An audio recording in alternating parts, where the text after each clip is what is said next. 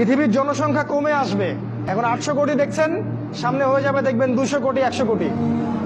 1 ভাগ মানুষ মহামারীতে মারা যাবে, হাদিসে এসেছে। 1 ভাগ মানুষ দুর্ভিক্ষে মারা যাবে, আর 1 ভাগ মানুষ এই মালহামায় মারা যাবে।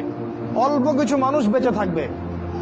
মুহূর্তে একটা দেশ ধ্বংস হয়ে যাবে যখন পারমাণবিক যুদ্ধ শুরু হবে। আমরা তো এখনো স্বপ্ন দেখছি 2050, 60, 3000 বছরে, তাই না? দেখেন সামনে কি হয়, অপেক্ষা করতে থাকেন। এরপর খেলাফা কায়েম হবে এবং এই খেলাফতটাকে প্রতিবন্ধকতা সৃষ্টি করবে ইহুদিরা। ইহুদিদের নেতা হিসেবে বের হবে দাজ্জাল, এবং এই দাজ্জাল ইহুদিদেরকে নিয়ে ইমামুল মাহদিকে ঘিরে ফেলবেন। আল্লাহ পাক তখন এই দাজ্জালকে হত্যা করার জন্য আসমান থেকে পাঠাবেন ঈসা আলাইহিস সালামকে।